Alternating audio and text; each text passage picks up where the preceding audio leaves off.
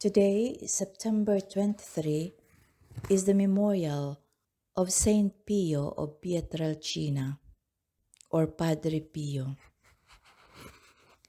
Long married spouses often develop similar patterns of speech. A boy might learn to walk just like his father, and a girl might favor the same hairstyle as her mom. Teenagers in the same cliques dress alike and cut their hair in a similar fashion. It is natural to adopt the traits of the one you love, to mimic their behavior, dress, speech, and habits, consciously or unconsciously. Lover and beloved converge, master and disciple unite, leader and follower bond. Today's saint did not have a reference group apart from Christ himself. Jesus Christ inhabited every corner of the mind, soul, and imagination of Saint Pio of Pietrelcina. Pius' life fused with Christ's so totally that Pius' very body bore the marks of his beloved.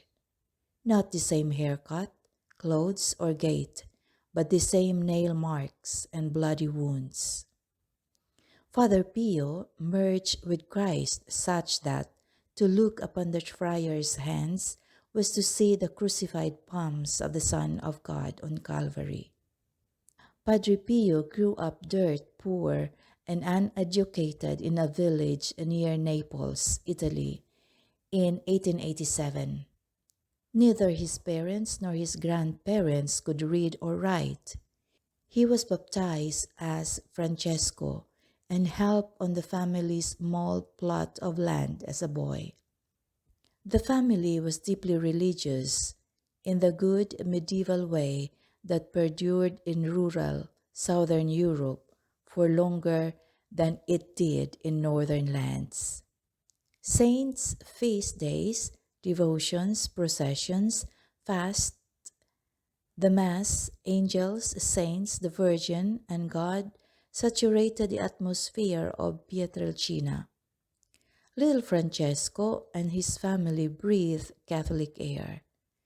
It entered their bloodstream, circulated in their veins, and oozed out of every corpuscle.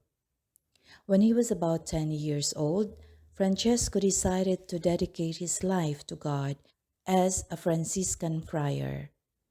After completing some schooling and being privately tutored, he entered a nearby Franciscan friary at the age of 15.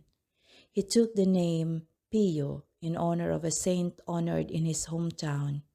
He was ordained a priest in 1910.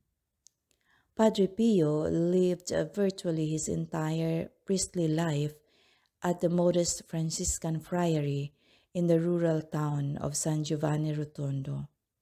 Beginning in 1918, he began to experience the stigmata, or marks of the sufferings of Christ. He bled where Christ bled.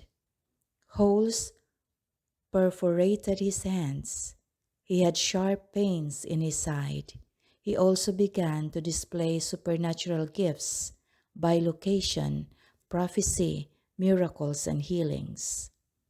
His personal routine of prayer and mortification was itself stupefying. He did not want his private passion to play out in public, but it did. He became famous in Italy for being holy. Then he became widely known the world over. By the time of his death in 1968, Padre Pio was a bona fide Catholic superstar. Padre Pio had mystic.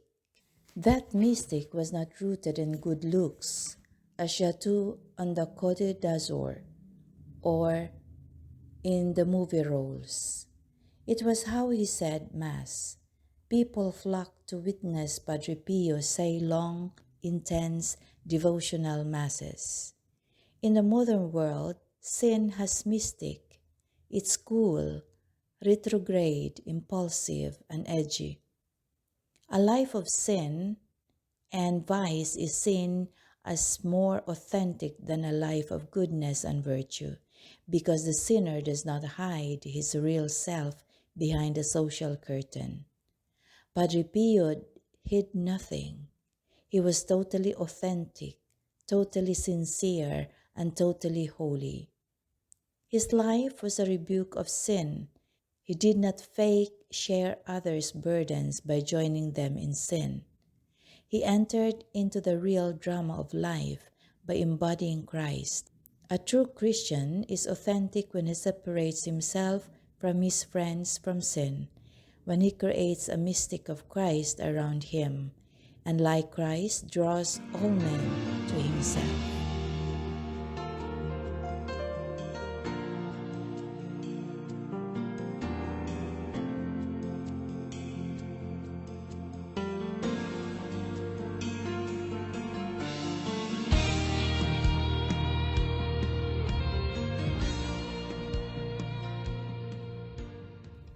Let us pray. Saint Pio, your intense love of God was communicated to the faithful in your celebration of Mass, your wise counsel in the confessional, and in your mystical experiences. What was so manifest in you was rare, but lies latent in every priest. Help every priest to be an icon of Christ,